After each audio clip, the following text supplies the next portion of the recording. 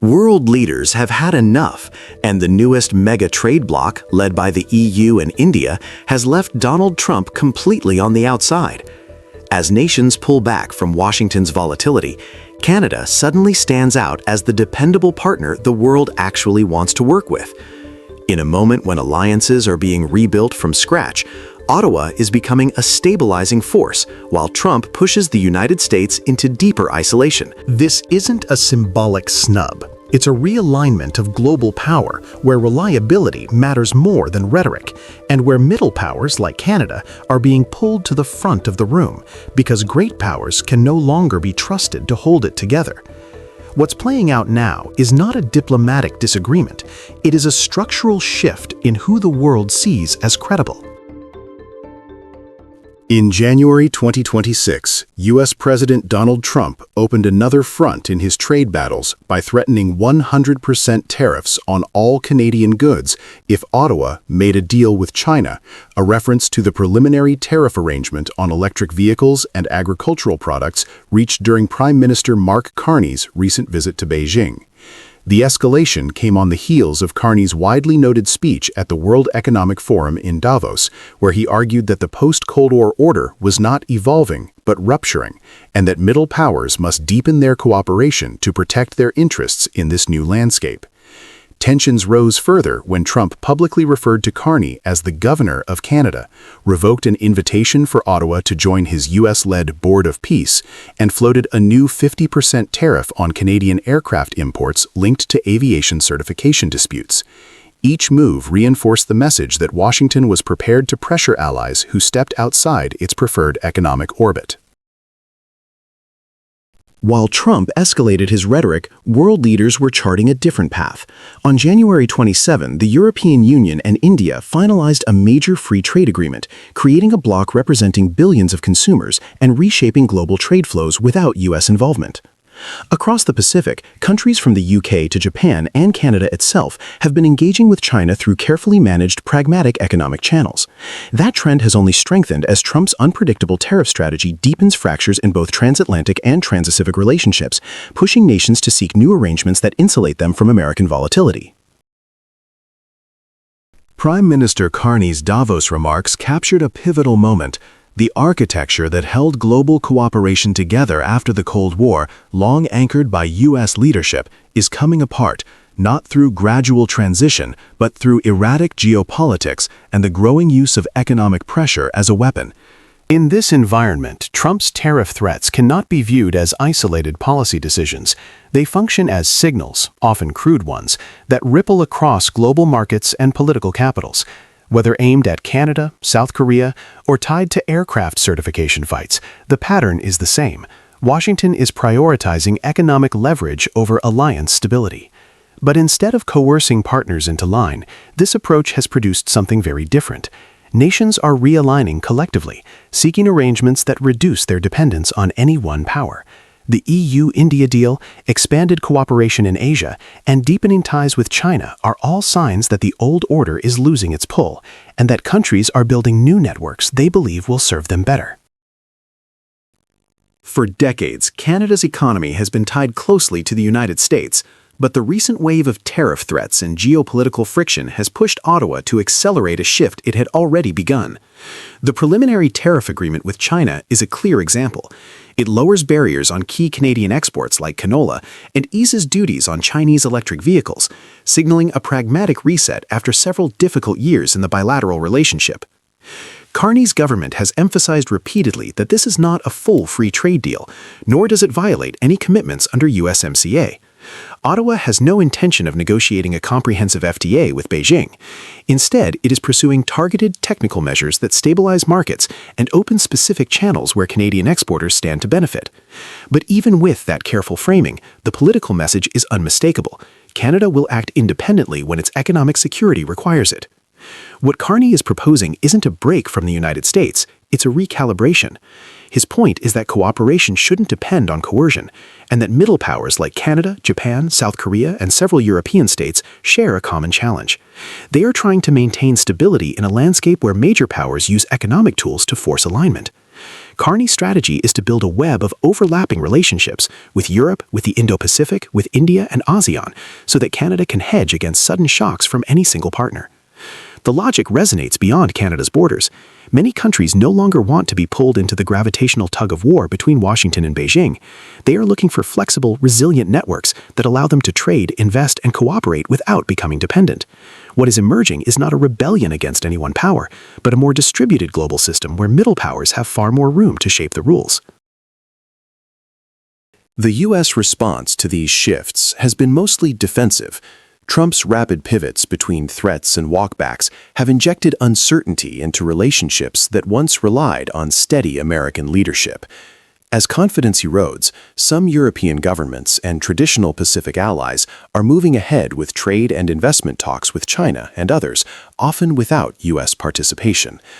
Trump's portrayal of Canadian trade diversification as an act of betrayal reflects a foreign policy rooted in zero-sum thinking. But many nations are rejecting that logic. They are looking for arrangements that expand their options without surrendering sovereignty, and Canada is increasingly part of that conversation. Canada's evolving approach does not signal an abandonment of the United States. The economic relationship remains deep, and no responsible government would walk away from such an integrated market. What Ottawa is doing instead is adjusting to a world where relying on one partner, even a close ally, carries real risks. In this environment, diversification is not a gesture of defiance, it's a form of protection. That shift is part of a broader global trend. Middle powers are stepping into roles that used to be overshadowed by superpowers. Agreements like the EU-India Pact, Canada's renewed openings with China, and expanding engagement with ASEAN show how countries are building their own networks, not waiting for Washington or Beijing to dictate the terms. Canada's diplomacy, steady, predictable, and grounded in long-term planning, stands in sharp contrast to the confrontational style coming from the United States. And this is where Trump's strategy may be backfiring. Every tariff threat, every public insult, every sudden policy reversal reinforces why countries like Canada are choosing to diversify. Rather than isolating Canada, Trump's tactics risk isolating the United States itself. Nations aren't banning America, but they are quietly reorganizing their alliances and supply chains so they no longer depend on U.S. stability. The takeaway is clear. Canada is positioning itself not as a replacement for the United States, but as a reliable player in a world that values consistency more than ever.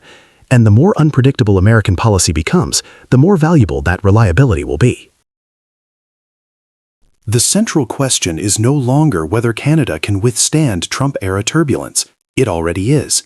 The real question is whether Ottawa's evolving trade strategy becomes a model for how middle powers navigate a fractured international system.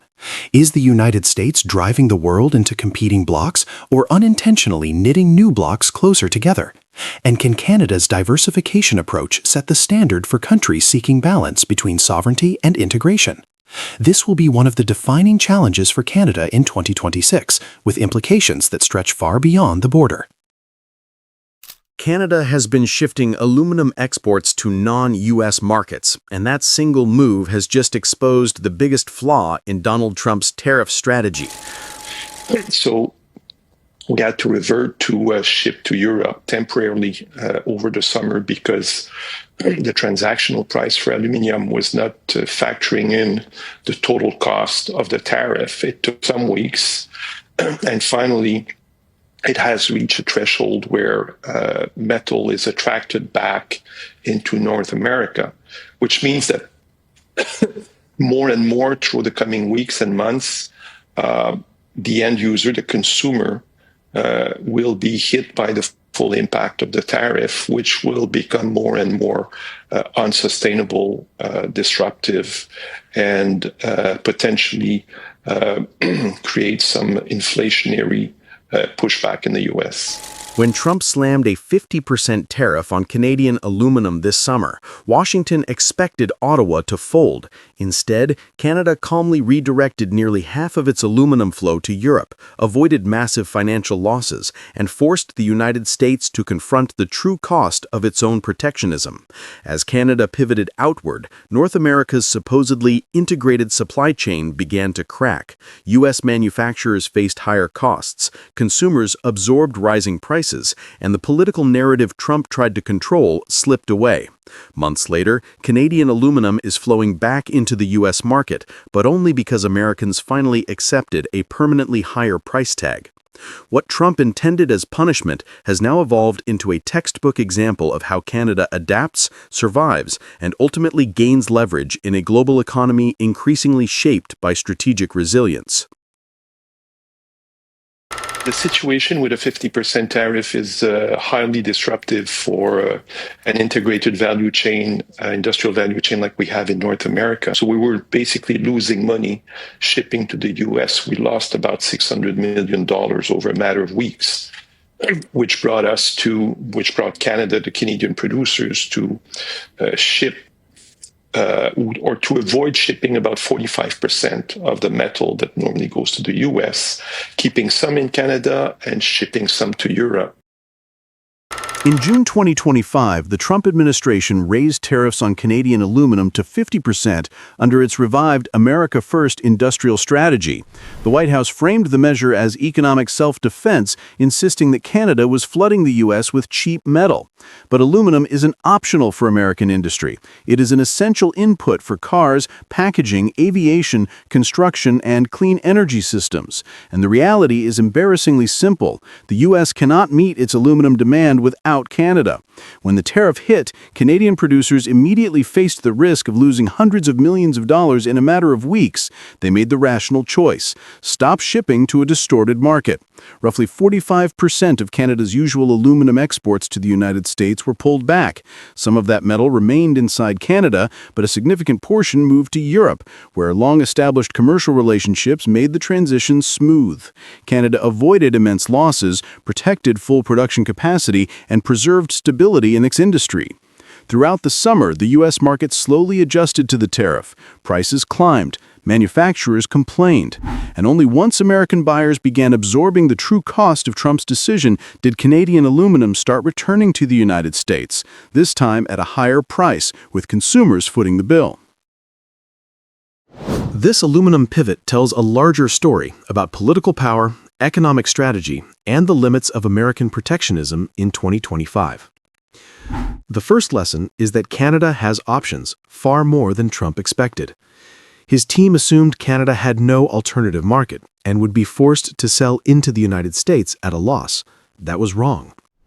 Canadian smelters are overwhelmingly located near the coast, meaning they can load ships and reach Europe, Asia, or South America without friction. Canadian companies already have deep footprints in Iceland, Norway, and other European regions, allowing them to redirect production almost instantly. When the U.S. closed its door, the global market opened another.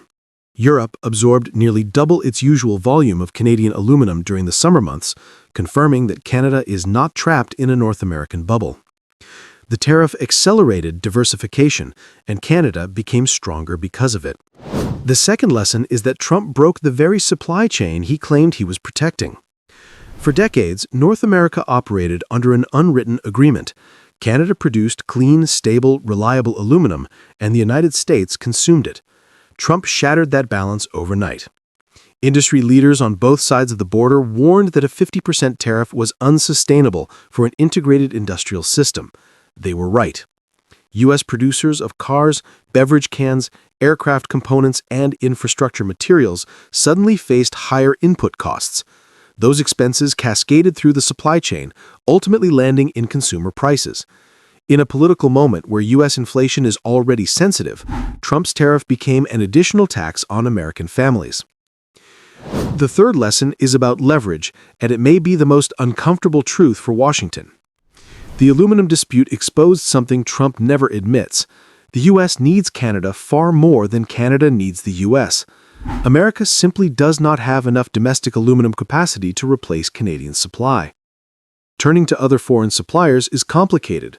Some involve geopolitical concerns, sanctions, or unstable markets. Canadian aluminum, meanwhile, is produced with hydroelectric power and meets the highest environmental standards in the world. It is exactly the kind of metal U.S. manufacturers want: clean, consistent, and reliable.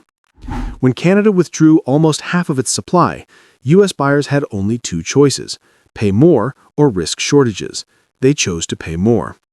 That is not a show of strength from the United States. It is a demonstration of Canadian leverage. And while the U.S. was scrambling to patch the gaps, Canada's confidence only grew. Ottawa recognized that diversification wasn't just a defensive move, it was a strategic upgrade. By opening wider channels to Europe and reinforcing ties across the Indo-Pacific, Canada reduced its exposure to U.S. volatility. In other words, Trump's tariff didn't isolate Canada, it pushed Canada to become even more globally connected. There is also a political reality unfolding in Washington. Trump's trade agenda is now being criticized not only by Democrats, but by American businesses that once supported him. The aluminum tariff added new pressure to an economy already strained by wider tariff battles with China, Mexico, Canada, and Europe. Every new tariff raises costs somewhere else in the economy. Trump claims this is part of a long-term industrial revival, but to ordinary Americans, it looks like rising prices, shrinking competition, and confusion over why their country keeps picking fights that weaken its own supply chains. Canada, meanwhile, responded with discipline. Under Prime Minister Mark Carney, the approach was not combative theatrics, but strategic repositioning. Ottawa allowed the market to do its work. Producers were given the freedom to redirect exports. Diplomatic channels stayed open. Canada avoided the emotional escalation that Trump often relies on. And in the end, Canada emerged as the more stable, more predictable, and more globally connected economy. The aluminum pivot also reinforces a broader trend in 2025. Canada is becoming the calm anchor in a turbulent global landscape. Investors see it, manufacturers see it, and even American companies now recognize that Canada remains one of the world's most reliable industrial partners, even if their own government treats us like a target rather than an ally. The aluminum tariff was supposed to be Trump's demonstration of strength. Instead, it exposed the vulnerability of America's industrial system and the resilience of Canada's. Canada avoided the economic hit Trump intended, expanded its global connections, strengthened its market position, and ultimately sold its aluminum back to the United States, but only once Americans accepted the higher cost. This dispute leaves a clear and unavoidable question: if a single tariff can fracture North America's supply chain and push U.S. prices higher, what happens when Trump's next round of protectionism arrives? Because one thing is now certain: Canada can adapt, Canada can pivot, Canada can find new markets. The real instability is coming from the South, and the world is beginning to notice. Canada is no longer bracing for Trump's tariff storms, it's preparing to outrun them. In its newest national budget, the Carney government makes one thing unmistakably clear: the era of relying on a single export market is over. And this shift is far more dramatic than many Canadians realized. What looked like a routine fiscal document has quietly become a blueprint for a reshaped place in the global economy. In previous budgets, a normal budget normally contains anywhere from 2 to maybe 5 at the most references to international trade. In the budget earlier this week, there were over 18 references to trade. So that kind of gives you a sense of how trade-focused this particular budget was. A senior Canadian trade expert recently highlighted an extraordinary detail inside the federal budget. While past budgets mentioned international trade only 2 to 5 times, this year's document includes more than 18 separate references. That spike shows the government isn't simply reacting to Trump's tariffs, but building an entirely new playbook for how Canada intends to grow. The expert described how Canadian companies spent the last year scrambling to protect themselves as Trump's second-term tariff agenda intensified. Right after the U.S. election, exporters rushed as much as 6 to 8 months of inventory into the United States before the new tariffs hit. That move gave them breathing room, but did not change the underlying problem. As months passed and tariffs remained locked in place, companies accepted a difficult truth: the old model is not coming back. They are now focusing on long-term adjustments, considering where their products should be manufactured, how supply chains should be redesigned, and which global markets can replace the United States as dependable buyers. Inside the budget, the most significant new tool is a strategic export office housed in Global Affairs Canada. The initiative is designed to help businesses break into non-US markets by cutting domestic red tape, navigating foreign rules, and coordinating federal support with trade teams already stationed overseas. For many firms that struggled for years with overseas regulations, legal costs, and market access barriers, this marks a major shift. For decades, Canada built its economic identity on one pillar. The United States would always remain an open, stable, and reliable trading partner. Trump's second term shattered that assumption.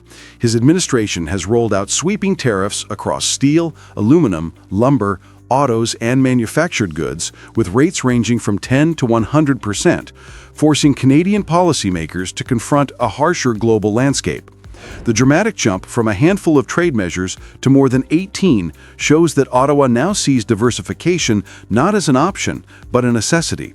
The new budget reads like a manual for a country preparing its economy for a multipolar world, where access to the U.S. market can no longer be taken for granted. The experts' insights revealed how deeply Canadian exporters hoped Trump's tariff wave would fade as it did in 2018 and 2019. But this time, months passed and nothing changed. Many companies initially relied on temporary tactics, including adjusting internal prices to reduce tariff exposure. But these measures were never meant to last. As the situation dragged on, businesses accepted that long-term redesign is unavoidable. They began scouting new manufacturing locations, researching buyers in Asia and Europe, and preparing multilingual marketing and legal materials for entirely new regions. This transformation is expensive, slow, and administratively heavy, which is precisely why the government finally stepped in with structural support. The Strategic Export Office could become one of the most consequential trade reforms of this decade. Instead of leaving companies to navigate overseas barriers alone, the office will serve as a centralized command structure for Canada's export expansion. It will help firms clear Canadian administrative hurdles, coordinate federal departments, guide them through foreign regulatory requirements, assist with patent and intellectual property protections, and connect them directly with potential buyers through trade officials on the ground in foreign markets. For years, exporters complained that breaking into Asia or Europe required layers of expensive legal advice, translation work, compliance checks, and local contacts, all before a single sale could happen. This office is designed to eliminate those barriers and make diversification attainable even for medium-sized companies. Trump's second-term trade policy has moved far beyond traditional protectionism. Canada now faces 25% tariffs on most non-energy goods and 10% tariffs on energy exports, alongside new threats against the auto sector and broader use of national security tariff tools. These measures are not tied to long-term strategy, but to domestic politics, making them unpredictable and difficult to negotiate around. Even U.S. farmers and manufacturers, once seen as beneficiaries of Trump's agenda, are experiencing volatility as global buyers shift to more stable suppliers in South America and Asia. In this environment, Canada cannot afford to anchor its prosperity to a market that can change direction overnight. Carney's budget aligns with the broader foreign policy transformation Canada has been building all year. Ottawa is accelerating partnerships with Japan, South Korea, and ASEAN, building new clean energy and defense ties, and preparing for expanded trade opportunities with China following the APEC diplomatic reset. This diversification strategy is strengthened by Canada's growing role in critical minerals, lithium, copper, nickel, rare earths, which are becoming indispensable to global clean tech and EV supply chains. Domestically, the budget expands incentives for clean manufacturing in Ontario and Quebec, helping anchor new export sectors that can operate beyond North America. Taken together, these measures reflect a Canada that is no longer trying to pressure Washington or outmaneuver Trump. It is building alternatives. The domestic political debate around this budget has been intense.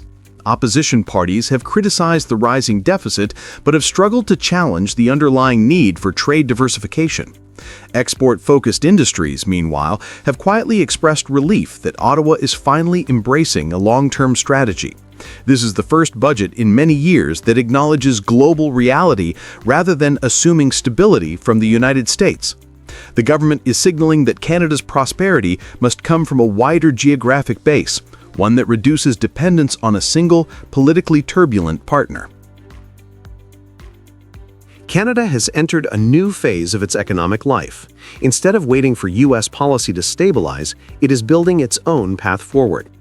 The budget's 18 trade-focused measures reflect a government and a business community finally aligned in recognizing the long-term implications of Trump's tariff regime. The question now is not whether Canada should diversify, that debate is over, but whether it can move fast enough to secure new markets before the next round of U.S. tariffs reshapes the rules again. Canada has laid the groundwork. Companies are adapting. The political will is forming. But the transformation will require speed, coordination, and willingness to bet on a more global future. And so we end with this.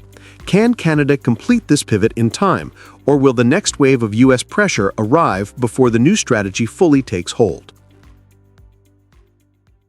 That approval rating for the president, it is at a low point of his second term. The president appears to be getting into the kind of territory that's generally very dangerous for a president looking forward to the midterm elections. Trump's defeat didn't arrive in one sudden moment. Instead, it unfolded across three fronts: on the global stage, inside the halls of Congress, and finally at the United States Supreme Court.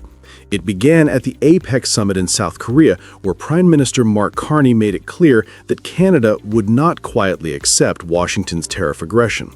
It continued when members of Congress, both Republican and Democrat, openly challenged Trump's escalating trade war. And it culminated when Supreme Court justices questioned whether Trump ever had the legal authority to impose those sweeping emergency tariffs in the first place. Taken together, these events form a rare alignment, a moment when Trump's political strength weakens just as Canada steps into a period of renewed confidence and ambition. In other words, Trump's triple defeat opens a window that Canada has not seen in years. The sequence began in late October at the APEC summit in Gyeongju, South Korea. While President Trump arrived with pressure tactics and tariff threats, Carney arrived with poise, intention, and a strategic message. Canada will diversify, Canada will build, and Canada will no longer rely on a single partner for its prosperity. His meetings with President Xi Jinping of China and leaders across Asia signaled a serious shift. Carney spoke about hinge moments in history, moments where nations either rise to shape their future or fall behind, waiting for others to decide it for them. He then unveiled a plan rooted in confidence and urgency, a $1 trillion investment blueprint to rebuild Canadian infrastructure, expand clean energy, accelerate housing construction, and push Canada into the ranks of global middle power leadership. Soon after APEC, attention turned back to Washington, where Trump faced something he rarely experiences: bipartisan resistance. Senators from both parties warned that Trump's tariff campaign was raising prices for American families, damaging cross-border supply chains, and hurting U.S. farmers who depend on access to the Canadian market. For the first time in Trump's second term, lawmakers publicly questioned whether his tariff-first approach was sustainable or even economically defensible. It's a congressional power, not a presidential power, to tax. And you want to say tariffs are not taxes, but that's exactly what they are. They're generating money from American citizens, revenue. This political shift didn't eliminate Trump's policies overnight, but it weakened the foundation that allowed him to pressure allies. When Congress begins to distance itself from the White House, the leverage that once made Washington intimidating becomes far less reliable. And then came the most dramatic development of all. On November 5, 2025, the U.S. Supreme Court heard arguments on whether President Trump could legally impose tariffs using the 1977 International Emergency Economic Powers Act.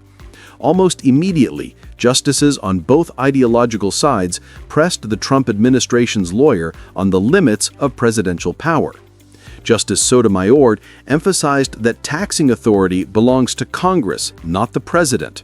Chief Justice Roberts questioned why the statute did not actually mention tariffs.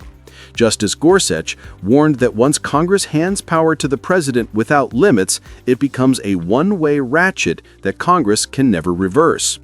Those comments exposed a deep skepticism that cuts across the ideological divide and signaled that Trump's emergency tariff authority, the very tool he used against Canada, may soon be invalidated. If the court rules against Trump, his signature trade weapon disappears, and for Canada, the balance of power shifts. If Trump loses the Supreme Court case, his most powerful economic instrument becomes unusable. Not only would ongoing tariffs face legal scrutiny, but any future attempt to target Canada with sudden unilateral tariff hikes would require congressional approval, which is far less likely given the political opposition already forming. For Canada, this legal constraint provides breathing room. It reduces uncertainty around cross-border trade, reassures investors, and strengthens Canada's position in negotiations. A presidency accustomed to acting alone would suddenly confront institutional limits. Congress pushing back against Trump is not just a political story, it's a structural shift. When lawmakers argue that tariffs hurt Americans more than they help, the political incentive to maintain a tariff war collapses. And when both parties arrive at that conclusion at the same time, any attempt by the White House to escalate becomes riskier. This moment gives Canada something it hasn't had in years, a divided Washington.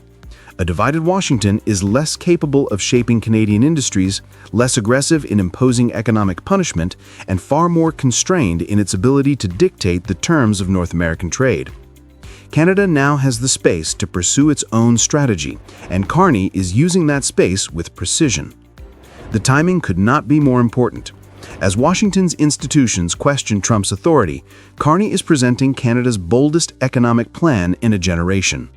The budget he rolled out, infused with infrastructure expansion, clean energy investment, advanced manufacturing, and aggressive housing construction, is designed not merely to offset the 1.8% GDP hit caused by U.S. tariffs, but to push Canada into a new phase of growth. Carney's message was simple. We choose Canada. We choose to invest in Canada because this is our country. This is your future. He wasn't just announcing a budget, he was declaring a philosophy, one rooted in national self-reliance and a belief that Canada's economic destiny cannot be tied to the decisions of a single neighbor. The combined effect of APEC, congressional backlash, and the Supreme Court's skepticism marks a rare geopolitical moment. Canada is asserting itself independently while the United States faces internal constraints. Carney's outreach to Asia, reinforced by new partnerships with South Korea, Japan, and China, is reshaping Canada's long-term orientation. For decades, Canada's economy was built on a simple assumption. Stability in Washington meant stability in Ottawa. But the world of 2025 is different. Supply chains are shifting, alliances are evolving, and unpredictability in U.S. politics has forced Canada to pivot. Trump's weakening position only accelerates that pivot. The window for Canada is not just about avoiding harm, it's about claiming opportunity. The global economy is being rewired, and for the first time in years, Canada is moving decisively rather than reactively.